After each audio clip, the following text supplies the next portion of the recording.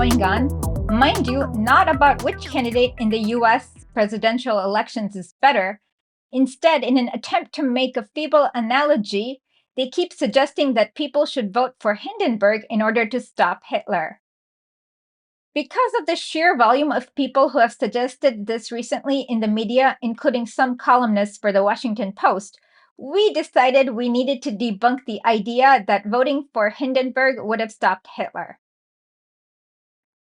Centrism historically has never been opposed to fascism, and voting for the most moderate candidate to the left of the fascist candidate has always been a historical disaster, as in the case with President Paul von Hindenburg. In the 1932 presidential elections, Hindenburg did beat out Hitler to win the presidency. But in 1933, with the help of Hindenburg, Hitler was installed as a chancellor and was given the keys to the republic. While popular culture seems to have rehabilitated Hindenburg, it is important to understand why Hindenburg was unable to oppose Hitler, and to understand this, we must analyze who Hindenburg is as a man. One of the things that inspired me was the way in which Hindenburg always comes through in histories of the period as a kind of honorable German, one of these good Germans that sometimes come through in the stories of someone who was not really on board with the Nazis, but kind of overwhelmed by the momentum of Hitler's movement. One of these people who was a barrier to Hitler seizing power. And the more I kind of read and researched about it, the more I realized that just was a completely illusory version. In fact, it's one of the many myths that surround Hindenburg's whole life, really. So I kind of wanted to address that directly and say, well, look, this is what he did as a politician, and it's not really what everyone thinks. Let's look at the early life of Hindenburg. The early life of Hindenburg. Paul von Hindenburg was born to a very wealthy aristocratic family in Posen, Prussia, which is now in modern-day Poland thanks to the Treaty of Versailles. He started his military career at a young age. He fought in the Austro-Prussian War in 1866 and the Franco-Prussian War in 1870 to great success. He had already retired from military service in 1911, but difficulties in the Eastern Front forced him to be recalled in 1914. He very skillfully exploited the kind of mania at the start of the First World War. He was really a nobody, Hindenburg. He had a long career, nearly 50 years in the army, from the 1860s until he retired in 1911, age 64.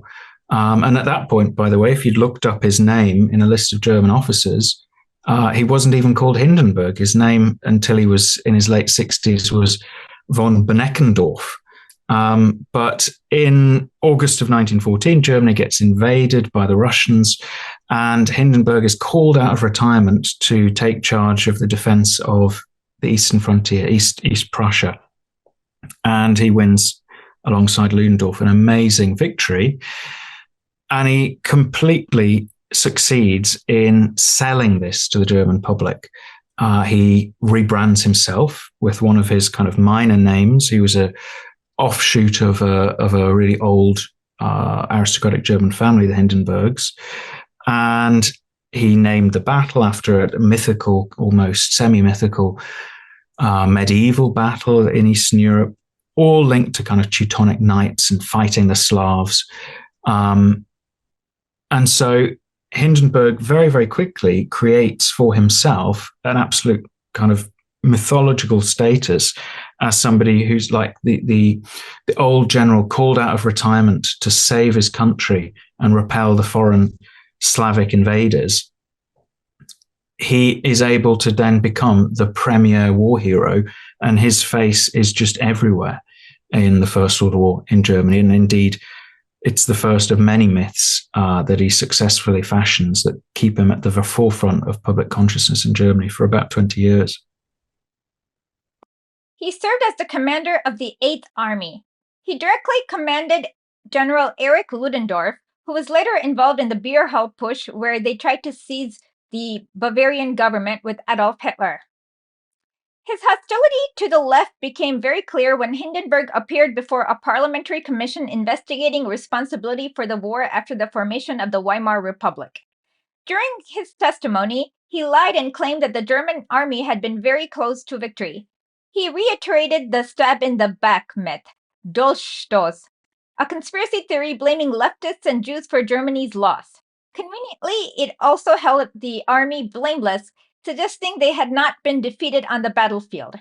Interestingly, many members of the Nazi Party also repeated this conspiracy theory. So the stab in the back myth, or the Dolchstoß Legende, is one of the most important lies, myths, conspiracy theories, call it what you will, in all of history, I would argue.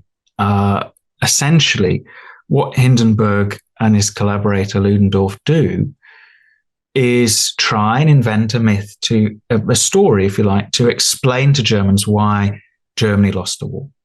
Because the answer they really don't want is it was our fault. We were the generals in charge and we lost the war.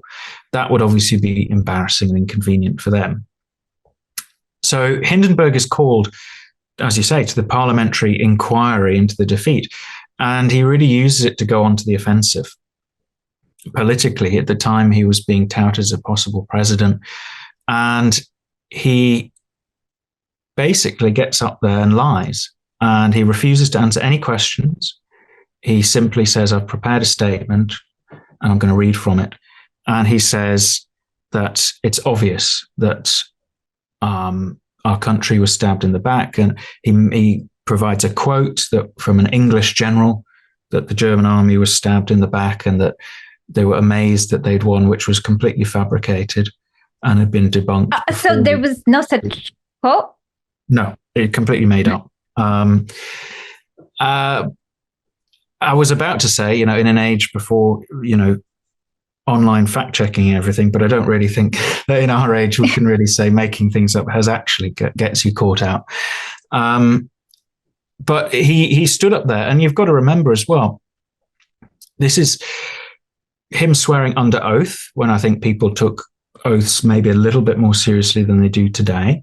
This is him as literally Germany's war hero, probably the most famous, the most popular German living at that point, stands up and tells the nation, yeah, what happened was, it was the politicians back home, it was socialist revolutionaries, and we were going to win the war if it wasn't for those people that betrayed us. And this stab in the back myth evolves, mutates over the years.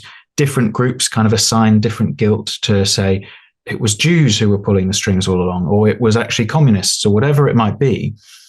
And it is certainly no exaggeration to say that is very much paves the way for the Nazi rise to power, even the Holocaust and Second World War, because it fundamentally convinces millions and millions of people that this conspiracy is true, that there are actually secret plotters out there trying to destroy Germany, and that the implications of that are just so massive that I don't think it can really be exaggerated how important it is what he said in 1919. On the one hand, Hindenburg nursed a hostility towards the left since he blamed them for Germany's defeat in the First World War. On the other hand, he consorted with many fascist-adjacent people such as Erich von Ludendorff, which means that he was not ideologically opposed to fascism on substance. All throughout the first years of the Weimar Republic, Hindenburg remained a staunch monarchist and was downright hostile to the idea of a democracy in the form of the Weimar Republic. While he maintained his life as a retired general, the Weimar Republic grew the myth of Hindenburg, and he was made into a larger-than-life figure.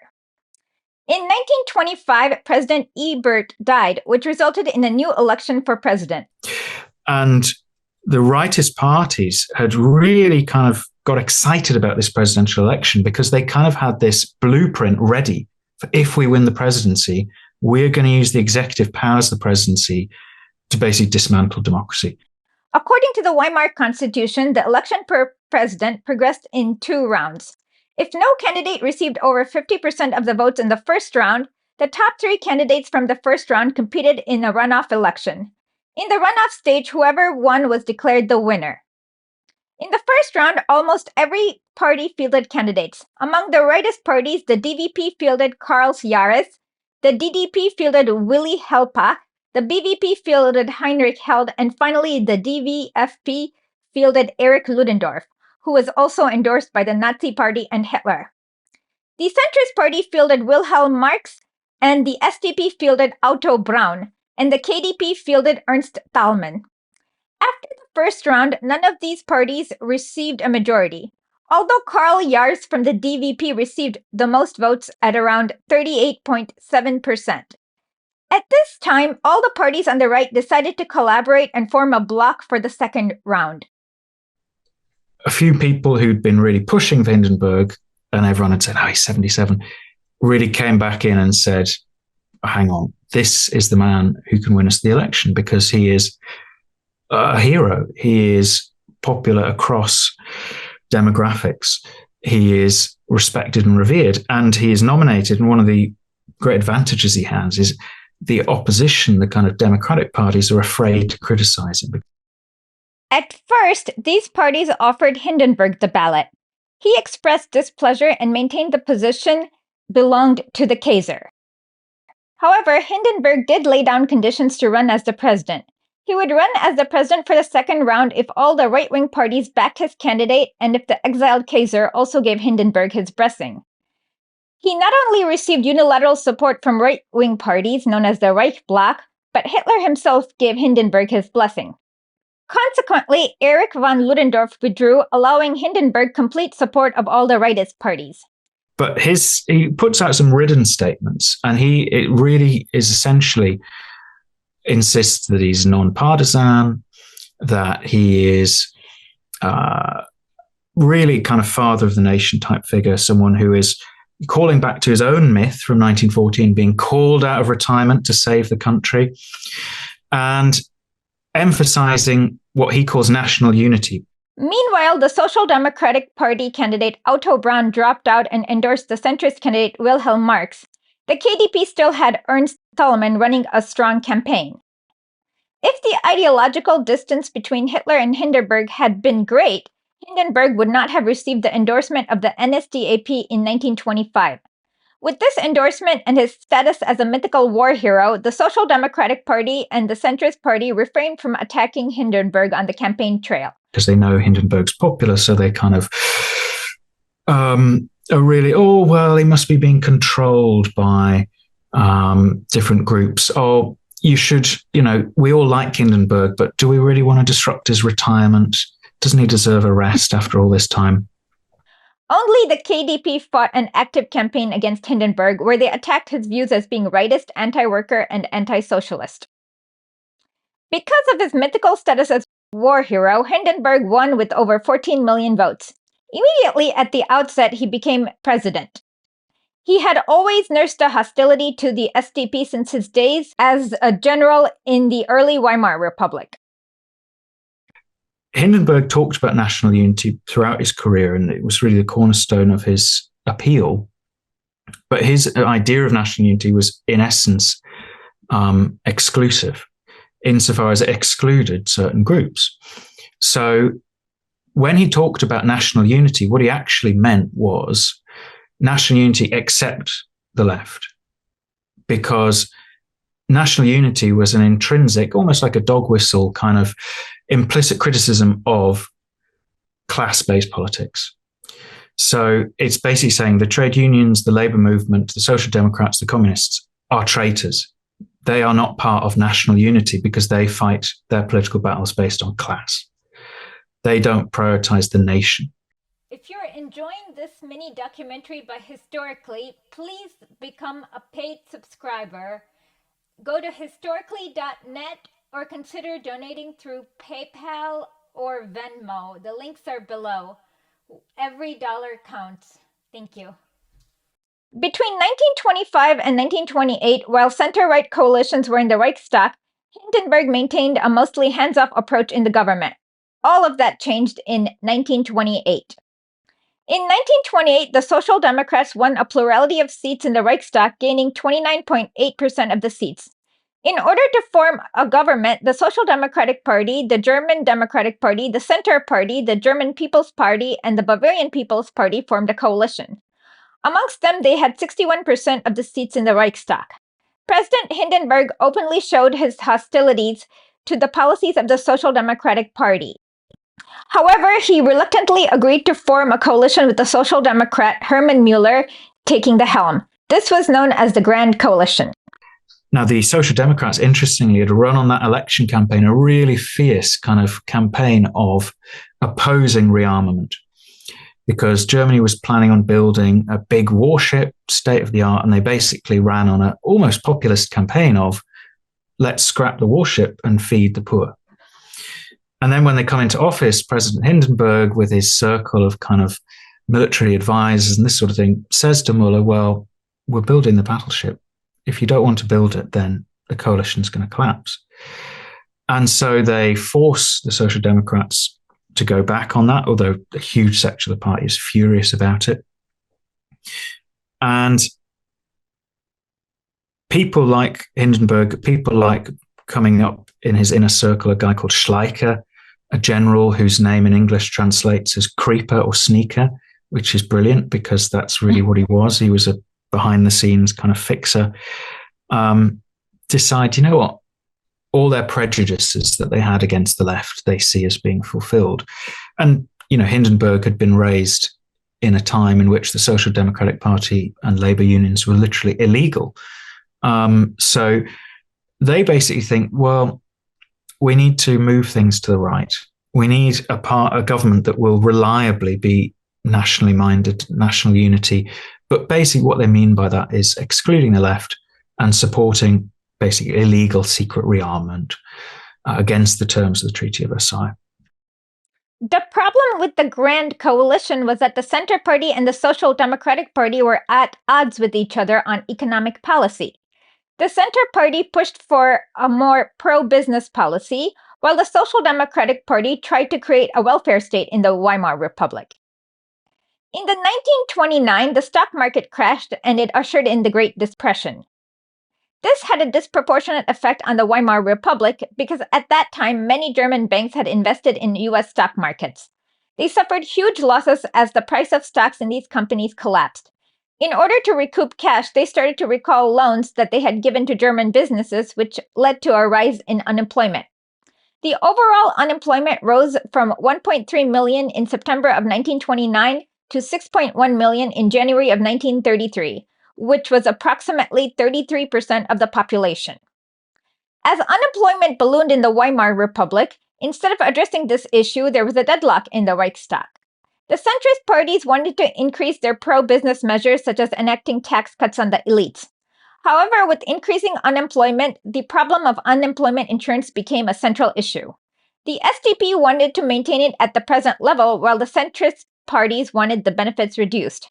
At this point, because of the continued deadlock, the Social Democratic Party left the Grand Coalition. Differences between the two sides are basically, to some extent, irreconcilable. Muller does try really hard because he was quite a capable politician. You know, Hindenburg, despite everything, came to respect him. He said, he's the best chancellor I've had. It's just a shame he's a socialist. And Muller almost manages to bridge the gap and come up with a compromise economic package. It's never going to get through Parliament because the party's so divided about it. So he asks Hindenburg to use his presidential executive powers and pass this new budget by decree, which he could do, but he refuses. And Hindenburg never let Muller use the executive powers that he uses so much in the rest of his presidency, you know, uses and abuses those powers. And the great irony is, a few days later, after Muller is sacked, the next chancellor, Brüning, asks for his financial package to be passed by decree, by executive order, and Hindenburg does it like that. So it's not so much the substance of the measures, it's the people, the party, the left carrying it out that is the problem for Hindenburg. A new cabinet was appointed by Hindenburg with Heinrich Brüning at the helm as chancellor.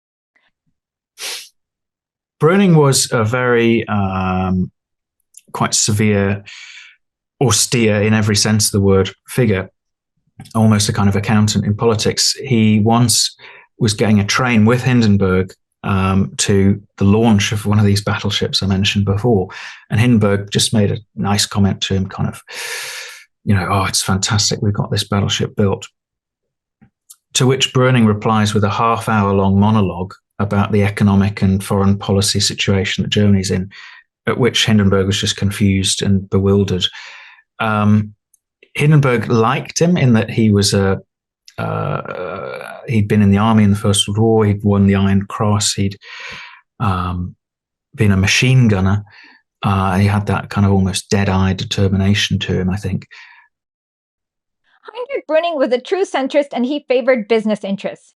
Despite 33% of the German population facing unemployment, poverty, and destitution, Browning responded to it in a way to increase misery. Damals, unsere Erwerbslosen standen jeden Freitag in Riesenschlangen vor dem Arbeitsamt und bekamen am Schalter 5 Mark. Nicht, das ist eine völlig neue und andere Situation. Da waren viele bei, die hatten ganz einfach nicht die Mittel, um ihr Essen zu kaufen. He wanted to enact drastic wage and pension cuts while including tax increases for the working class.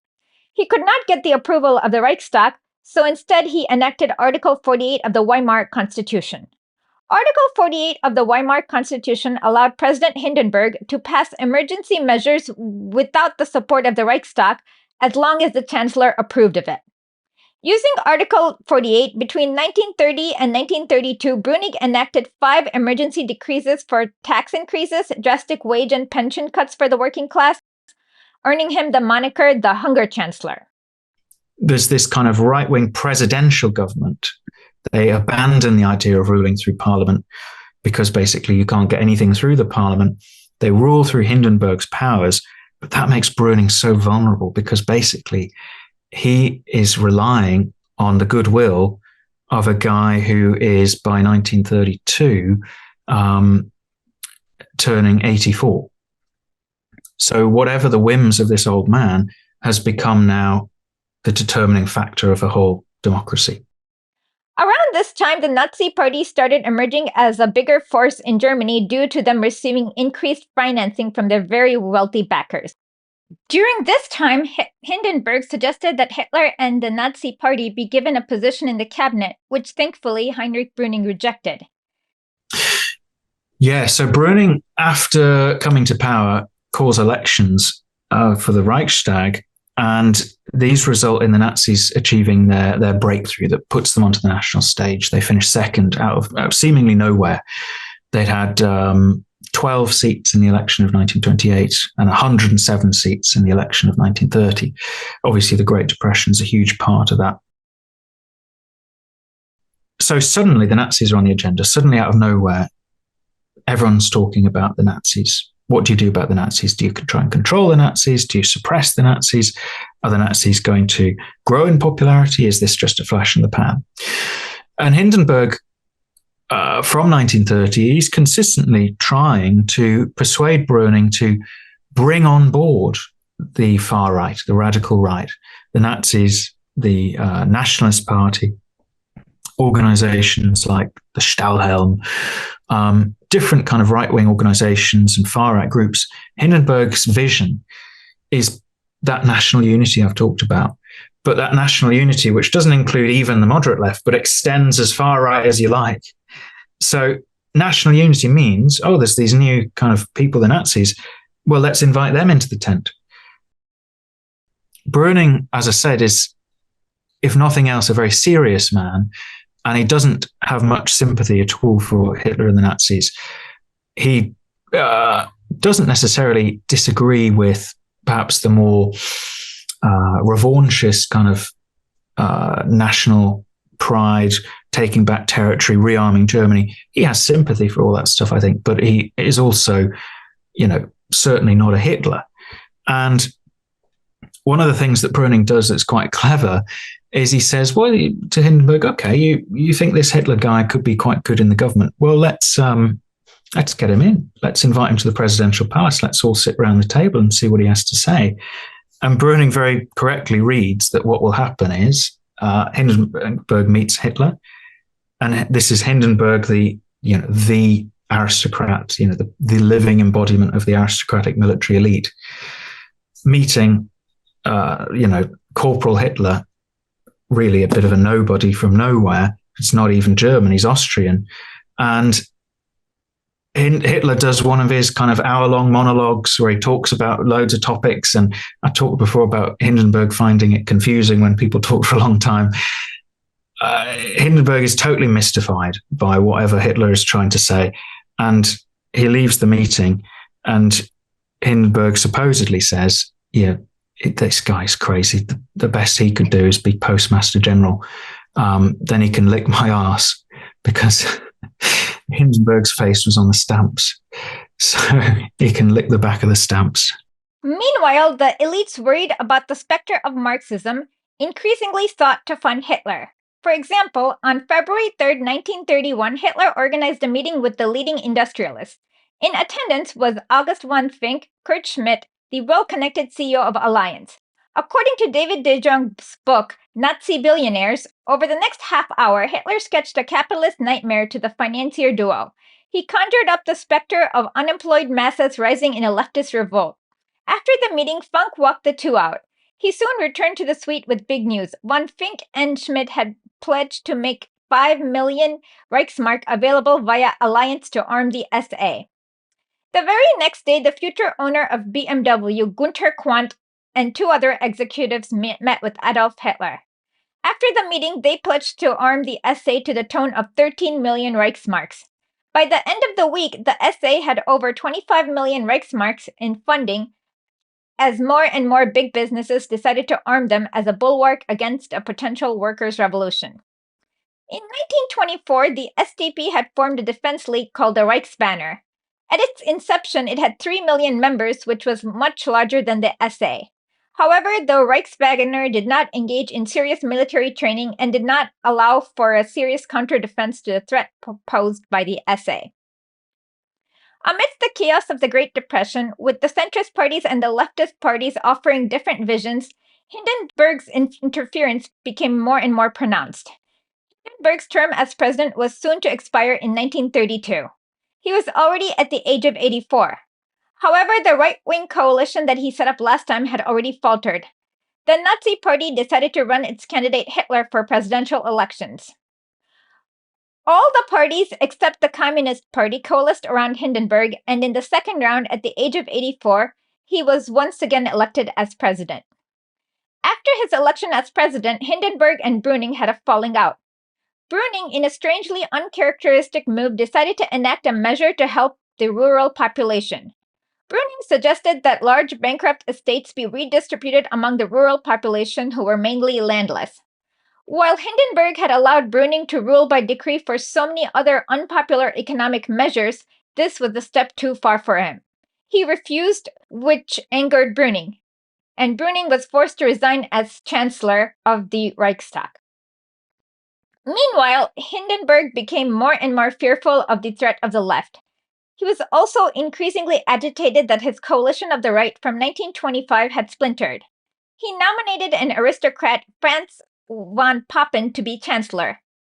Von Papen filled his cabinet with the old guard of the German Empire, former aristocracy who were respectable, according to Hindenburg. Again, von Papen faced with the same deadlock, and the Reichstag was dissolved with a new election set in July of 1932. Instead of the respectable parties winning big, the biggest winners were the Nazi Party with 37.4% of the votes. The second biggest winner was the Communist Party. This frightened big businesses. This meant that von Papen's government was in a conundrum. What Hindenburg and Papen had done is short-circuited their own regime in that they've put themselves in the situation where they can't win. They faced two possible paths forward. Create a government with the Nazi Party, thereby securing a parliamentary majority, or ignore the Reichstag elections and rule by presidential decree. Big businesses getting increasingly anxious about the possibility of the further communist victories, Hindenburg tried the first option. In August of 1932, Hindenburg decided to hold a meeting with Hitler where he offered Hitler the possibility of vice-chancellorship. Hitler rejected it and demanded the chancellorship position. The parliamentary deadlock continued. Finally, in November of 1932, Hindenburg offered Hitler the position of chancellorship if Hitler could form a parliamentary coalition that gave him the majority. Hitler refused this option too. He reminded Hindenburg that both Brüning and von Papen were allowed to rule by presidential decree. Franz von Papen tries to dissolve the parliament. He goes in with his decree, a big folder, and he opens the folder and he realizes he's forgotten the decree. He's left it on his desk. And, I said he was useless, literally down to that level of uselessness. So someone is sent to get it from his office. In the meantime, the Parliament has a vote of no confidence, and they vote no confidence in Papen by 512 to 42. So there has to be an election. Now, the Nazi Party won fewer seats than before. They ended up winning 33% of the seats, with the Social Democratic Party at second place and the Communist Party in third place. According to the Nuremberg trial transcripts, on January 4th, 1933, bankers and industrialists had a secret backroom deal with then-Chancellor von Papen to make Hitler the Chancellor of Germany in a coalition. According to banker Kurt Baron von Schroeder, the negotiations took place exclusively between Hitler and Papen. Papen went on to say that he thought it was best to form a government in which the conservative and national elements had supported him were represented together with the Nazis. He suggested that this new government should, if possible, be led by Hitler and himself together. Then Hitler made a long speech in which he said if he were to be elected chancellor, Papen's followers could participate in Hitler's government as ministers if they were willing to support his policy, which was planning many alterations in the existing state of affairs. He outlined these alterations, including the removal of all social democrats, communists, Jews from leading positions in Germany, and restoration of order in public life. Von Papen and Hitler reached agreement in principle, whereby many of the disagreements between them could be removed and cooperation might be possible. It was agreed that further details could be worked out later, either in Berlin or some other suitable place. In 1933, February, as Chancellor, Hitler met with the leading German industrialists at the home of Hermann Göring. There were representatives from IG Farben, AG Siemens, BMW, coal mining magnates, ThyssenKrupp, AG Krupp, as well as a locust of bankers, investors, and other Germans belonging to the top 1%. During this meeting, Hitler said private enterprise cannot be maintained in the age of democracy. Soon afterwards, Hitler was named Chancellor. Hitler created a parliamentary majority by arresting and purging all communists from the parliament. Because the Social Democratic Party never built a paramilitary opposition to the SA, they were left powerless when Hitler targeted unions and arrested all union leaders and appropriated union funding. Shortly thereafter, the Enabling Act was rushed through, allowing Hitler to bypass presidential control in order to enact emergency measures. In his final act as president, Hindenburg happily signed this away, making his position obsolete. With it, he gave Hitler full powers to rule as dictator and a chance to destroy the world for the next 12 years.